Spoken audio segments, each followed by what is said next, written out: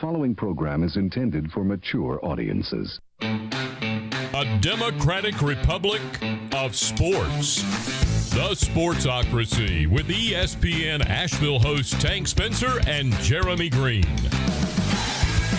And welcome into the Sportsocracy. It is Nerd Day on this Thursday morning. It is the official release of the defense of the Chase Claypool list for the NFL draft in 2022. These are all of the players that Jeremy loves.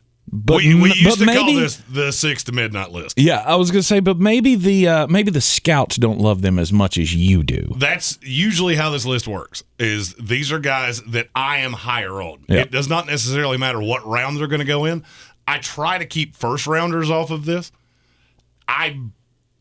There's only one guy on this list that I really feel like has a shot at going in the first round, but there's several that I think you're going to hear a lot during the combine and the pro days and things like that. I will wager every player on this list is going to go higher April 28th, 29th, and 30th than they are projected to go right now. These are all guys that when the scouts get a hold of them, they're going to fall in love. Once again, we appreciate everybody for joining us here in the Sportsocracy each and every weekday morning at 10 a.m. TheSportsocracy.com is the website. Don't forget that. And we are not live right now. We are recorded because we are out at the Ingalls on Smoky Park Highway for the Ingalls Magical Christmas Toy Drive, benefiting Evelyn Charities St. Nicholas Project. So you can stop on by while you're watching us and come on by and make a toy donation for the needy kids in our area. But let's get into the list here, Jeremy, the Chase Claypool defensive list of 2022. Well, before we do that, I just for people that haven't been with us for since we did this last year, this was last year's Chase Claypool list. Oh, okay. If you notice, first of all, quarterback is the one position that does not fall into my rules because I'm not going to give you. I learned my lesson on what was the kid from Oregon State? Oh, damn, Jake Luton. Yeah, I learned my lesson on that. Hey, if you're not a first-round quarterback, you're probably not good at the footballs. Yeah, you don't matter. So Zach Wilson was a guy I had last year. If you look at the defense, had some hits. Some Asante Samuel, that was certainly a hit. Azeez Ojulari, that was certainly a hit. Kerry Vincent has played more than his draft slot would have expected. Joseph Asai, if he hadn't got hurt, we all believe that he would have been was great. Off to a great start in Cincinnati. Yeah. There were some hits. If you really, look at some of the others, okay, maybe that worked. Yeah. Quincy Roche's made some splash plays for the Bills this year. Giants. Or the Giants, yeah, excuse me. Quincy Roche is going to be a player. Yeah. Quincy Roche will end up being a player that I was more right on than every scout in the NFL. Right. And I will look directly in that camera and go, nana, nana, boo-boo, stick your head in doo-doo. I tried to tell you. It was the other Miami guy that went to Buffalo. What's it? Gregory Rousseau. Gregory Rousseau. That's it. Another guy that I was in love with. Yes. But if you're just for posterity's sake, if you're curious, look at the offensive line and realize that there's 4 starters on my list. Suck it, nerds. I literally have the 2 highest graded offensive linemen in this class by a lot. Yeah. That's Trey awesome. Smith. He has a great track record at this. That's why we continue to let him do it. Also, his name's on the door, so I mean that's part of the deal. When I say it just shit happens. All right, so the CC defenders this year. The first one is this is the highest graded prospect that you'll see on this list. It's the ACC Defensive Player of the Year, Jermaine Johnson. Yeah, this is a guy that should go in the top 20, and he's not going to. I mean, currently I'm looking, and one of the metrics that I use is NFL Mock Draft Database, because that takes every mock draft that's put out there, including mine, and it will tell you where they have them slotted. We'll go slotted. Slotted. Like a spoon. Right now, where do you think Jermaine Johnson is? This is a guy that I have in the top 20 overall. 55. 71. Oh, that's too low. Yeah. And look, there are some drawbacks with him. There is a curiosity as to can he be a 3-down lineman in the NFL? Look, I've watched enough tape on Jermaine Johnson that I could probably tell you what about a freckle on the back of his neck. Mm-hmm.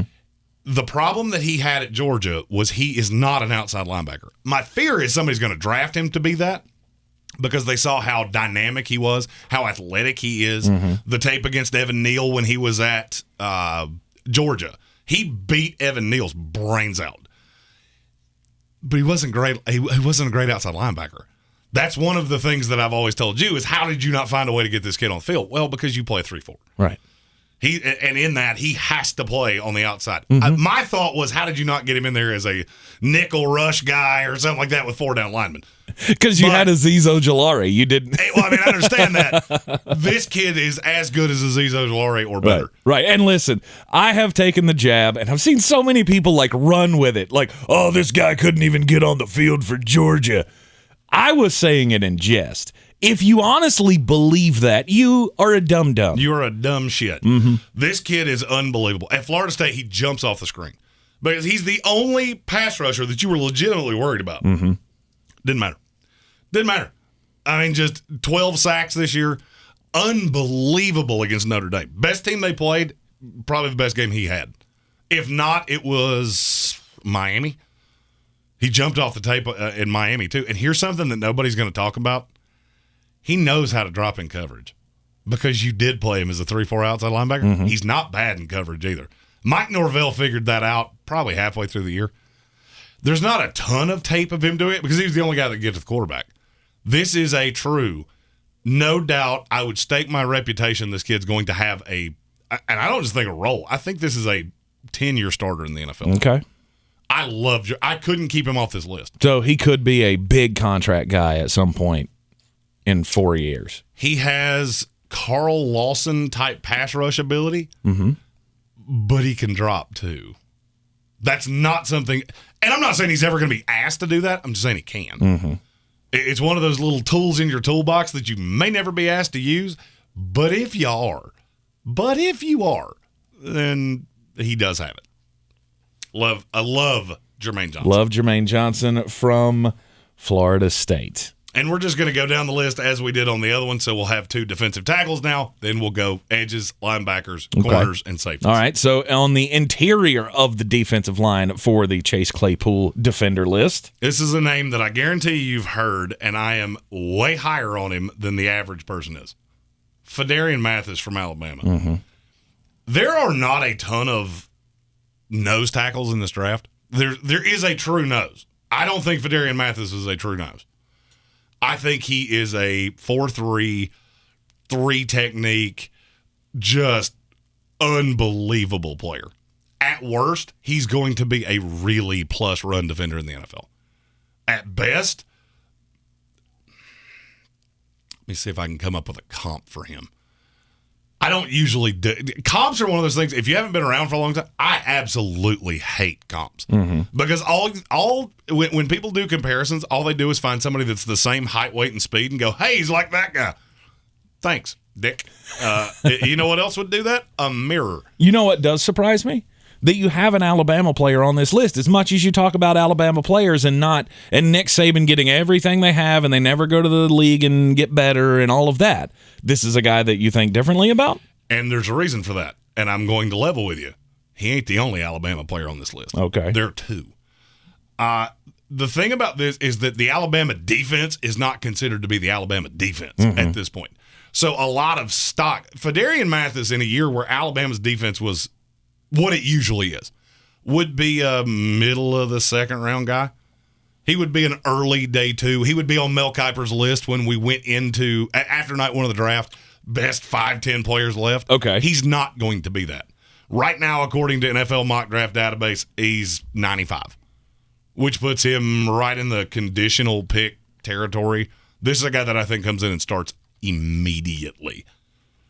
I think he is a guy you can pin into your lineup instantaneously. But he is a 4-3 prospect, not a 3-4 nose. I do not believe he's a nose. Okay. And it's a different skill set, and I'm going to use that favorite line that I use all the time. When it comes to a nose, it's kind of like porn. I can't tell you what it is, but when I see it, I can go, porn. Yep, that's porn. That's how I feel about nose tackles. Because there are not a lot of teams that play 3-4, so you're not going to see them do it. You have to project it. It's a lot like taking the left tackle at UT San Antonio and going, well, he can't play tackle. He's going to play guard. Short arms, different things like that. Jordan Davis at Georgia, he's a nose tackle. The next guy on this list, he's a nose tackle. I don't necessarily think FAYETTEVILLE MATHIS is, but I do think he can be an impactful all-around defensive lineman. Okay. He's not a Grady Jarrett type who's going to come in and be a no-doubt run lane clogging guy, but he's good against the run, and I think he can get some pass rush as well. Another thing that tends to ding Alabama players is there's so much talent on the defense. I'm going to level with you. I have FAYETTEVILLE MATHIS, Josh Jobe, another guy that's on this list whose name I'm not going to say, Christian Harris, and none of them are like no doubt first-round prospects. So there's not that guy. It's not that's another thing that dings these guys, is if you have a Quinnen Williams or somebody like that on this team and everybody's fixated on how are we going to stop this top 5 pick, it makes everybody else look better. Right. Well, they don't have that guy. Alabama's defense does not have that. Well, they have one, but I can't talk about him because he's a fucking sophomore. Will Anderson. You're going to hear me say that name? Oh, let's just go with 437,000 times between April of 2023 and right now. Mm-hmm. Good God, he's good. All right, so who's the other defensive tackle for the 2022 Chase Claypool list? And you'll learn I like a lot of interior linemen and linebackers out of the same conference. So the other defensive tackle is John Ridgeway. This dude scares the fuck out of me, and that is probably the nicest way I could say that. He is somebody that, and look, Arkansas, statistically, you're not going to be overly impressed with any, because I have 4 draftable players off Arkansas's defense. You're not going to be stupidly impressed by them statistically because they only rush 4 guys. Mm-hmm. I think their rush rate is they blitz like 4% of the time or some ignorant shit like that, because that's what Barry Odom does. He rushes 4 guys. Well, here's the thing about John Ridgeway. It doesn't really matter. He can win one-on-one. The stats don't jump off the page. He doesn't do a lot of things that jump off the page. But he is that lunch pail, blue collar, steal your lunchbox, eat the sandwich, eat the chips, eat the cookie, throw the wrapper at you, and shove the note that your mother put in there right up your ass. Right. That is exactly who this kid is, and I fucking love him. I watch him on tape, and for me, it's like porn. I watch him just dominate interior linemen, and it doesn't always yield in a sack or a TFL or anything like that. It's just so consistent. Every time you watch the tape on this kid, it's so consistent. You're going to put one guy on it, the wham block. All right, so you'll hear me use this term a lot. If you don't know what a wham block is, that's basically where you pull a tight end in motion. But the tight end does not come completely in motion. So you got a tight end set online. Mm-hmm. They come in motion, and the ball is snapped before they move, so they can get a little velocity to throw that way. I watched him 2 separate times. One of them was against, I believe, Missouri, and the other one was South Carolina. Or those are the ones that I think that was the 2 teams I remember. They tried to do this to him twice. It felt like I was watching a car wreck. Like, oh, we're going to throw the wham, got him. Okay, he got 8 all the way up. That kid's got a family. Why did you subject him to what you subjected him to? This is a guy that comes in. I can't tell he's ever going to be a great pass rusher because I don't think he will be. Mm-hmm. But he's going to be a lane clogger. John Ridgeway is a Pittsburgh Steeler, Baltimore Raven type of player. The guy that they're going to get in the 3rd round, 4th round possibly, and you're just going to hear that name as a rotational piece for the rest of time. Mm-hmm. I'll be honest with you, if I had to bet right now any player in this draft to get drafted by any team, I would say John Ridgeway ends up in the AFC North. I'm that convinced that one of those teams is going to look at him and go, yeah, that's one of our guys. Yeah. Okay. And he also looks like somebody that might have been flipping tires on a cattle farm at some point. I was going to say, at 6'5", 320 pounds, that's a big old boy. He's country strong. That's a term I like to use from time to time. Mm-hmm. He's country strong. This looks like a guy that, has probably, I'm trying to think of a nice way to say it, because this is not a slight, but it's going to sound like a slight. This is somebody that I'm not going to tell you that he had, he did a lot of weight rooms, and I couldn't tell you now that I'm thinking about it. I couldn't tell you where he's from. But I will bet you this kid's been on a tractor at some point. Yeah. Do you have any idea what he looks like? No. Google him. Oh, wait a minute. I got a computer in front of me. I can do this. You gonna put him up on the screen for us? I am, dude. Oh God. Yeah. Oh God. Yeah. He fits at Arkansas. Jeez. Yeah, he's a very large human. He is a very large human. And God, there's one. And see, that's the thing with guys usually 6'5", 328 pounds or whatever this guy is. You would expect there to be a whole lot of looseness. There's not. Yeah. This guy looks like a brick wall. Yeah, that's him right over my shoulder. Oh, I'm looking at a picture of him with he's got his shirt off and he's on the field and he's flexing. It's like, holy Jesus. Oh, let's see. This kid, I'm trying to find the one you're talking about. I mean, obviously there is some fluff, but oh yeah. I mean, you're a 320-pound man. Oh, exactly. I believe this is the one you're talking about. Because this kid started at Illinois State. He was another one of those that was not like a high-level recruit. Right. I believe this is the picture you're talking about. Boop. Yep, that's the one. That's the one. Yeah, that kid right there will take your lunchbox, tell you, country morning, y'all, and shove the fucking hoo-hoo wrapper right up your ass. The hoo-hoo? You know what the ding-dong wrapper. The ho-ho. Ho-ho. Yeah. Hey, little Debbie. Ho-hos and hoo-hoos and ding-dongs. Yeah, that's a lot of weirdness. Hoo-hoos are what I like. Ding-dongs and ho-hos. I mean, I liked ho-hos at one point, too, but that's a different. That's a story for a different day. It's not the ding dongs. You're not wild about the ding dongs. Never.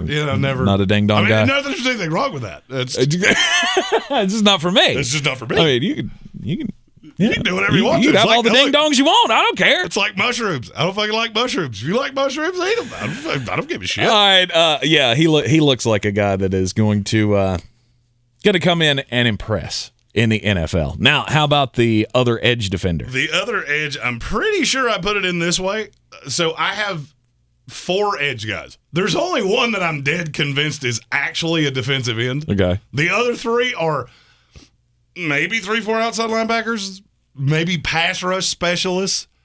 The next one, I think this is the kid I put in as a defensive end. I didn't label it in the box. Oh. But I know it's one of these 3 guys, so I got a 33% chance. Nice.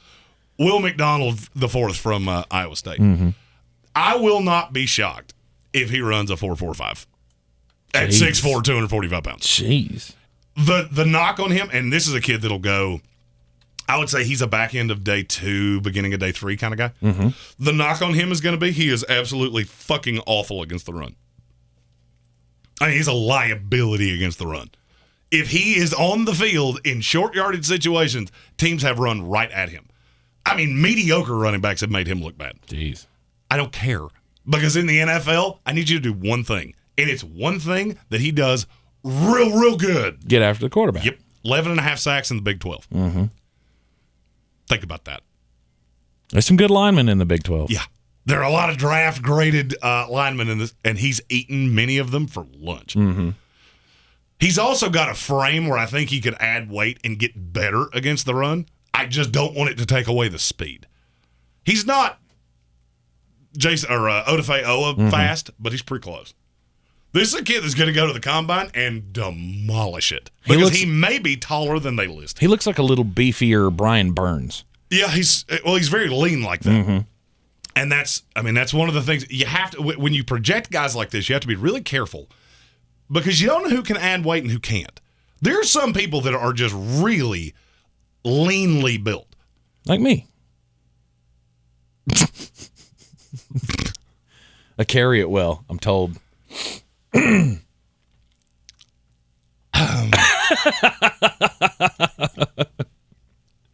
There are a lot of words I would use to describe you.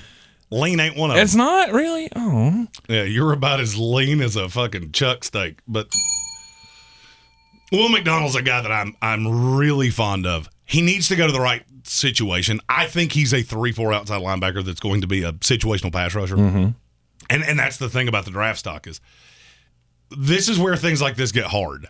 Because if you put him, let's say you put him on the, and I hate that I'm using this same analogy that I've already used once. If you put him on the other end of TJ Watt and you were rotating Alex Highsmith and him, kid's going to be a stud. Mm-hmm. Kid will be a stud. You put him with the Detroit Lions where he's got Romeo Okwara on the other side and you're asking him to play defensive end, that's going to be a problem.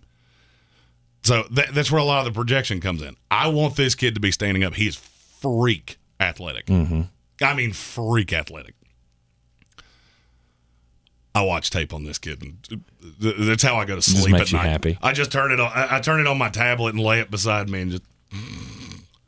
All right. So do we? What's next? Outside linebackers? Yeah, and I think I'm going to do these two together before I do the inside linebacker. Okay. Because these are two guys that I look at reasonably similarly. Okay. And the next one, I'm not going to lie. There's a name that I've already said in this show that might be why I'm so high on this guy. Arnold Ebiketie.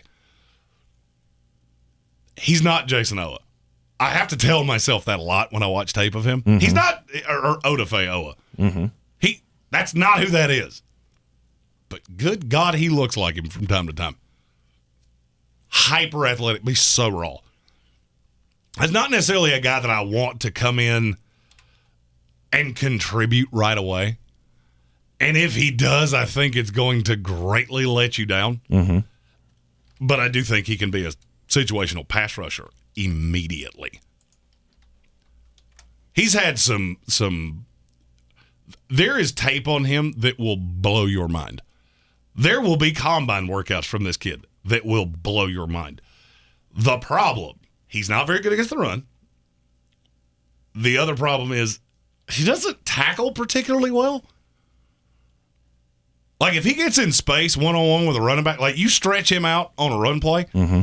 There are a couple clips on him where it looks like he just guessed where the running back was going to go, and it looks really bad. Yeah.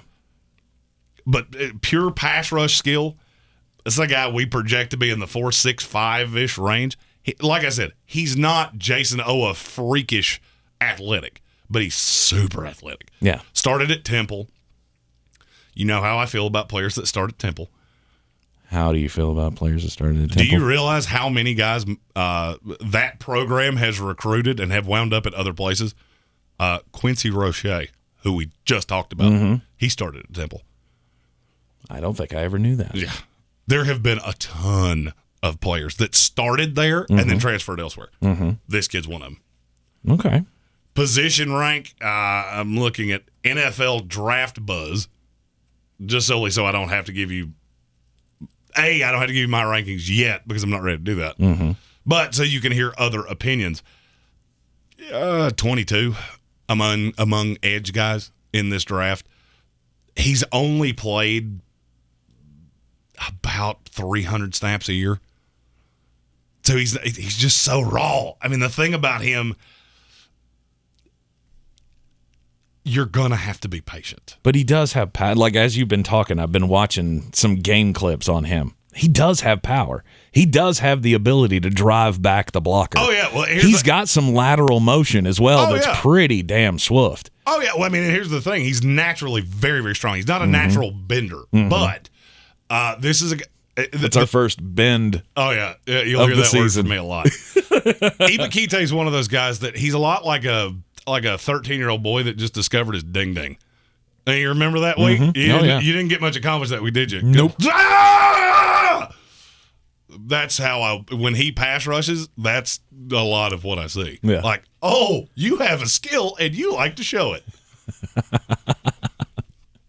All right. You get him in the right system, though, and he can be a tremendous player. Arnold Ebiketie. Just remember that name. It's going to come up a lot between now and the NFL draft. You're going to hear every one of these names a considerable amount. Right. This is one that you're going to hear a ton, probably on draft night, because he's going to fall like a rock, but he shouldn't. Amari Barno from Virginia Tech. I understand how bad the tape at times this year has been. I get that. That thing that I say about USC all the time, where bad coaches coaching good players do not always get the most out of them. I found you one right here. Justin Fuente's not a good coach. So there's a reason he is unemployed. And this kid, I fully believe this kid's one of the reasons. Not that they looked at it and said, oh, he didn't develop Amari Barno. We have to fire him now. There were a ton of guys like this. A ton of guys like this. And I look at him with the raw, I mean, 6'6" for one. So there's really not much of anything that he cannot do. And then you get into the fact that this is a kid that's probably going to fall in the NFL mock draft database has him at 168. So that would put him in the 5th round. This kid in the 5th round. Last year, there was a guy at Coastal Carolina named Teron Johnson that I was very fond of. He wound up, I believe, with the Minnesota Vikings. There's some similarity here. It's some projection because there is bad tape on this kid, and he has disappointed from this year because he's dropped this year. But at the end of the day, I think the right coach gets a hold of him. This is a community college kid.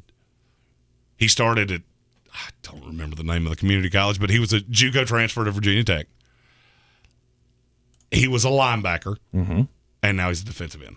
And the problem is that in the NFL, I think he may be too tall.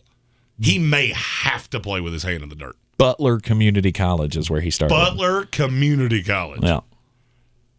He can just do a lot of things. 6'6", 245. This is another, and I'll tell you the same thing that I just said about Ibakite. He's a lot like the kid that just discovered his dick. Like, I don't even know how to do this the right way. I just Well, I mean, you see a lot of that in college football, of guys that are growing into their bodies and just trying to figure it out. And if they don't have great tutelage from their coaches, obviously, it's like a kid with a new toy. And that's one of the problems with him, is that he is very gifted.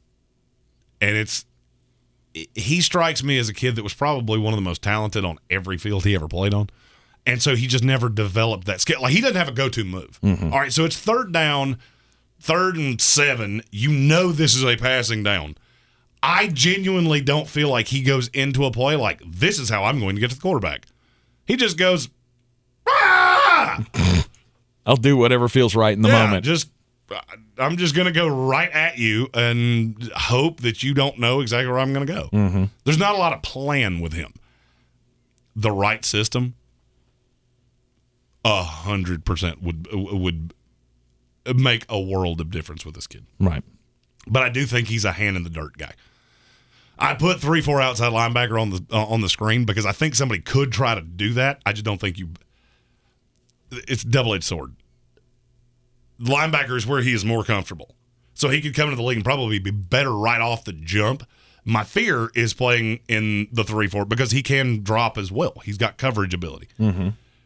My fear is that I'm not sure he will ever get better than he is at linebacker. I think as a defensive end, if he was coached by the right staff, I think he could become very, very impactful. Yeah, Tar Heel fans, you'll be familiar with this guy. He had a couple of big sacks against Sam Howell in the opener this year when Virginia Tech shocked us all and revealed North Carolina for the flawed team that they were. The only problem with him is that was the only great tape he put out all year. Which was the god-awful offensive line. That's the scary part, is that there was a lot of bad tape, very raw, but he's a guy that I like a lot. In this edge, there's so many edges in this class that you have to get beauties in the eye of the beholder. Yep. I mean, I'm not going to give you Kayvon Thibodeau. Kayvon Thibodeau could be coached by Pat Shurmur, Jason Garrett, and hillbilly handfishing, and he would still be a fucking Hall of Famer. This kid's a little different. Right. Depends on where he goes. All right. The inside linebackers for the Chase Claypool list of 2022. Well, there's only one. Oh, okay. And I told you this morning, if you don't know who this is, you don't listen when I talk. It's Brandon Smith out of Penn State. Mm-hmm. There are very few linebackers that are not scheme dependent. Brandon Smith is not scheme dependent. I don't care what scheme you play. Inside in a 3-4, probably could play outside in a 4-3. I'm not so sure he couldn't play safety. This is another one that's going to go to the combine and throw up a number that's dumb. Allegedly, in high school, he ran a 4.38. Jeez. In high school. I'm not sure he's not faster now. Mm-hmm. He has been out loud saying, I am going to break the record for the fastest 40 time for a linebacker ever. And you watch him on tape, and it screams through. What is the record? I think Oda actually broke it last year, 4.39. Mm-hmm. He's going to be in that realm. Yep. 5-star recruit. My favorite stat on Brandon Smith, he blocked 6 kicks in high school. 6 of them. That's a lot for a linebacker. Right. A star linebacker at that. Mm-hmm. If I had to ding him on something, you don't know what it is. No, I can. I just don't really know how to say it. There were times in zone that it was almost like he went to a spot and nothing that happened around him really impacted what he did. So it was like he was defending the hash mark, or he was defending the numbers, and sometimes that would allow drag routes and things like that to get in front of him. He would be out of position. I think that's such a small fix that I don't really care. I mean, I'm looking at where he's going to go. He's a mid-second round pick, I think. Okay. I would draft him back into the first round. He's not Micah Parsons impactful because he's not as good of a pass rusher. Mm-hmm. He's every bit as athletic as Micah Parsons. I don't think he's as good of a tackler, but he's every bit as athletic. All right, let's get into the secondary for the Chase Claypool 2020 list. Do you want the big school guy or the little school guy? Ooh, give me the big school guy. I always like the smaller school guys, and this is kind of the reveal. Hey, you've never heard of this guy before. I told you there was another Alabama player on this list, and there he is, JALYN ARMOUR-DAVIS. Mm-hmm. Everybody talks about Josh Jobe. ARMOUR-DAVIS is better than him, and it's not all that close. Really? It's not all that close to me. It's really not. You watch tape on Alabama, Josh Jobe gets picked on way more than he does. He's very technical. I mean, you watch it. There are just some people that you can tell they really understand the craft of playing corner, which is, I would argue, the hardest position in all of sports. Okay. I do not think there's a harder position to play in all of sports than corner, especially when you're asked to play a lot of man. Even quarterback? That sounds weird. Maybe the hardest position on the defense. No, I'm still going to stay the hardest position. Right. The thing about a quarterback is that you know what's coming. A corner doesn't. You have to be head on a swivel, and I would argue that quarterback's easier to play now than it ever has been before because of schemes. And quarterback back in the 90s, sure, I would probably agree with you. Right. Now, not so much. And you have to deal with officials. And if I so much as breathe on you, there's just a lot of things that go into this. Right. There's a lot of – it's not raw talent because I feel like it's been developed out. The problem is that the defense he's on is just not that good. Like, they don't have a lot of – they have a lot of raw, high-end, 5-star recruits. It never felt like a defense to me, and that's the difference in this. A lot of people had picked on the say, oh, Alabama, they've allowed several teams to move the ball on them. I don't disagree with you. JALYN ARMOUR-DAVIS is a kid that winds up in New England, and I'm not going to say he's going to be J.C. Jackson good. He'll be on the other side of J.C. Jackson. Yeah. Bill loves drafting Nick Saban players. Of course. This is a guy that I do not see a snowball's chance in Atlanta gets by him. Twice. Yeah. Because he's probably a beginning of the 3rd round pick. Late, too, if somebody fell in love with him. Mm-hmm. Not a lot of tape that jumps off the page. But you can tell this is a guy that really understands how to play this position. And I do always say Saban gets the most out of every player. I'm not sure Bill Belichick couldn't get more out of this kid than Nick Saban even has. Right. Because he's so technically sound. I dig it. All right, give us the small school guy. This one, I'm not going to lie to you. I can't show you the tape on him because that is not legal. And I don't have much on him because I just found out who he was about 4 days ago. Mm-hmm. Joshua Williams out of Fayetteville State. Really? Dude in our own state, and you've never heard of him. Never heard of him. He was picked for the Senior Bowl. And so I started asking people around the industry, do you know anything about this kid? Mm-hmm. And some of them were like, yeah, I've seen the name. It's been rising this year, blah, blah, blah, blah, blah. Yeah, he's real talented. You have to be really careful with the level of competition. He is the best player on every field he has stepped on this year. Mm-hmm. Fayetteville State's not a big school. Matter of fact, I'll level with you. I didn't know Fayetteville State was a school until Monday. I saw Fayetteville State and was like, Fayetteville here? Come on, you never heard of the Florida, or the, I almost said Florida State because it's FSU, the Fayetteville State Broncos? No, I haven't. But the director of the Reese's Senior Bowl said this is a kid that's going to end up going on day 2.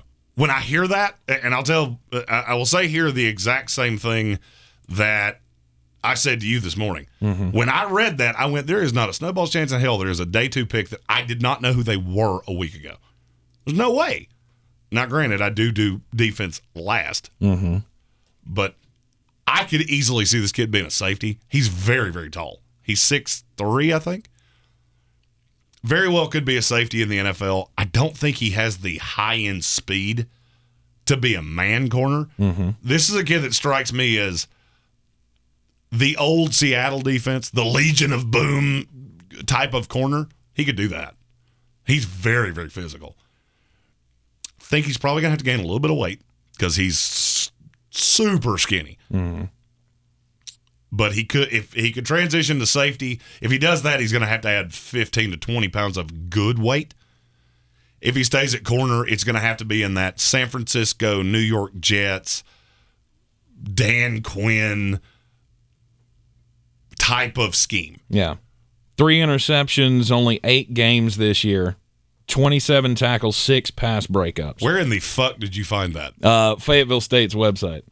There was a press release about because he made all conference. Leave it to the media guy to find the press release because I did not think of that. You know what I know they don't have? A fucking page with his name on it that says, hey, this is what he did this year. However, the server where I get tape, there is not a ton, but there's enough for me to go, oh, yeah, you're going to be fine. Right. Yeah, these little small school guys always kill me. Because how did you get here? Because right, like how are you a day 2 prospect in the NFL draft and nobody found you before now?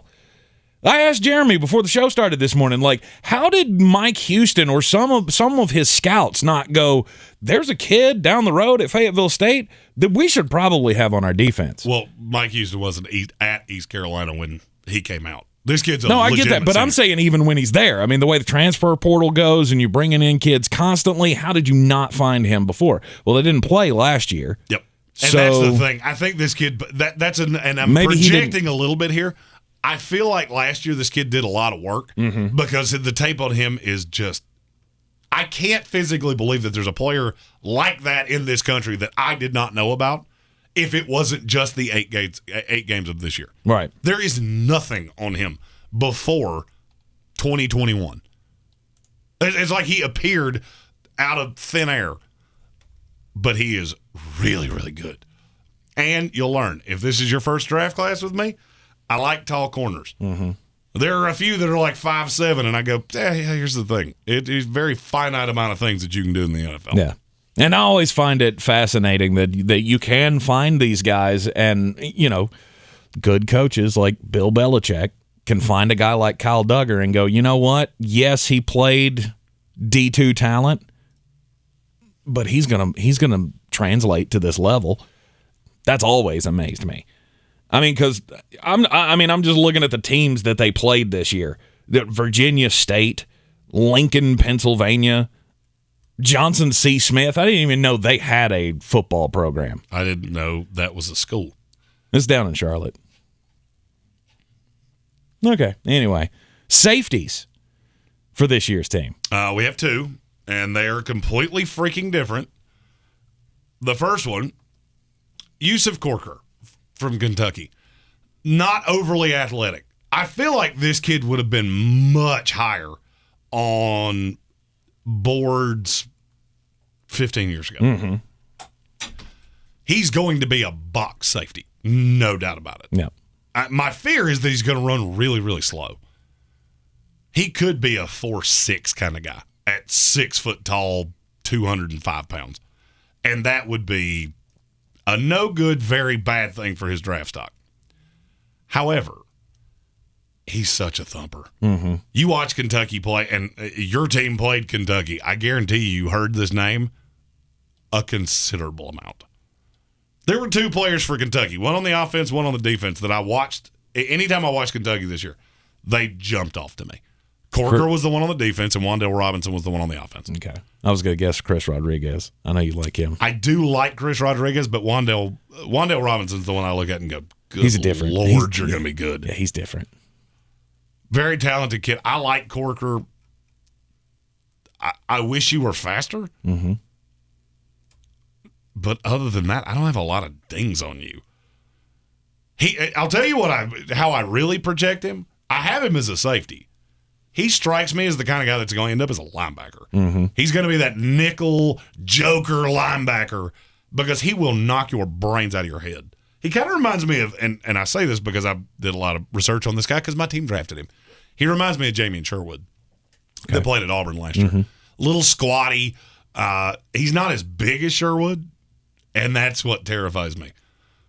If this kid added 20 good pounds of weight to play linebacker in the NFL, good God, he might actually decapitate people coming across the middle. Okay. And so there is a little bit of projection here because this is not a good safety class. Straight up, you got Kyle Hamilton, and then it just falls through the floor. Mm-hmm. But as much as this league is transforming safeties into linebackers, and wouldn't surprise you. That was the flip side of this. Mm-hmm. So 20 years ago, you'd played safety. Now you probably play linebacker, and I could argue that your career trajectory is better as a linebacker than it ever would have been as a safety. Okay. Now, the other safety on this list, he's slightly different. And if you like West Coast football, much like I do, I guarantee you've heard the name I'm getting ready to say. Isaiah POLA-MAO. I don't say what I'm getting ready to say lightly. This kid could be Troy Polamalu good. Really? Yes. He's freak athletic. My fear is he's a little thin. Mm-hmm. He's a 6'4" safety. But I see things out of him. I mean, look, safety is one of those things that I don't necessarily care about over-the-top safeties. It's just, that's not my thing. Mm-hmm. If I was sculpting a defense, I would want really you just good, want hard hitters. Big press corners that can play 3 deep zone. I like a safety that can decapitate, that can literally separate your head from your body. Mm-hmm. And he's one of those. He's one of those guys. He looks kind of like Troy Polamalu. He's got the long hair. I think he's from Hawaii. I could be wrong. But he is an incredibly impressive prospect. Okay. And I can't emphasize this enough. He was coached by Clay Helton. I think there's a lot more left in this kid. One of the things that is going to very much determine where he goes is what he runs. If he runs a 4.4, yeah, this is going to get markedly better for him. Where he's sitting now, I mean, NFL Mock Draft Database has him at 217. Mm-hmm. And yes, I'm saying all of this about a safety that you might be able to get in the third day. I don't think it's going to go that way. I just feel like he's been coached so poorly. And he's been asked to do so much more than he should have. I feel like USC did him a disservice. Yeah. It's funny you say he's like Troy Polamalu. He reminds you of Troy Polamalu. He looks That's exactly. his uncle. Is it really? Yeah. Oh, I guess I should have figured that out from the hyphenated name. He's from Arizona, and his dad, Tracy, played at San Diego State and was the Arena League's most inspirational player from 94 to 96 with the Arizona Rattlers. And his, his brother Matthew plays football at Kansas State. And his uncle is USC two-time All-American safety Troy Polamalu. Yeah. He's got it in his blood. I did not know that. He's got it in his blood. Yeah, hand to God, I did not know that before I said that. I just always thought they kind of looked alike. Right. He's got the long hair, and this kid's stock has dropped considerably this year. Mm-hmm.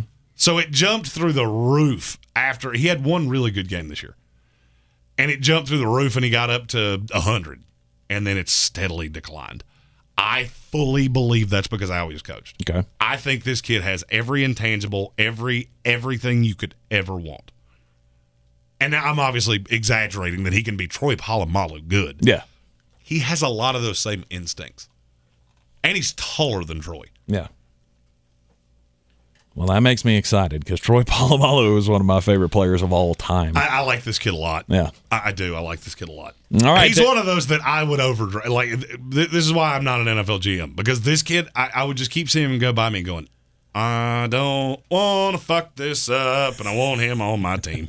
So you draft him in the second round? No, probably go that high. But I think somebody is. Yeah. I mean, I know all of the draft services don't love him. Oh, he's a sixth-round pick. Is he, though? Is he, though? I don't necessarily think he is. No. With the connection, he'll probably end up as a Steeler. They'll draft him in the 5th round and be like, yeah, okay, we'll take a flyer. Hey, we did this once. We'll do it again. Exactly. All right, that is your 2022 Chase Claypool 6 to midnight. Who was the other one? Michael Pittman. Michael Pittman list. Jeremy's under-the-radar guys that may pop in the NFL. He's had a pretty good track record at this thing, and this is just the first of the lists. We will be updating the list throughout the draft process, and we will bring you the update. Tomorrow, right here in the Sportsocracy, we'll bring you the offense. So we did the CC Defenders today. We'll do the CC Offenders tomorrow. No, that's probably not a good name for a football team. Yeah, I don't know. I don't like that. No, that should be the nickname of the Las Vegas Raiders. Oh. At Sports Tank here. Anyhow, come out today and tomorrow. Join us at the Ingalls on Smoky Park Highway here in Asheville. We will be at the Ingalls, or we are currently at the Ingalls on Smoky Park Highway for the Ingalls Magical Christmas Toy Drive, benefiting Evelyn Charities St. Nicholas Project. Bring us a toy donation for the kids so they can have something to open up under the Christmas tree this year. Yes, this was a recorded program, and yes, we will be recorded again tomorrow so that we can be at the toy drive.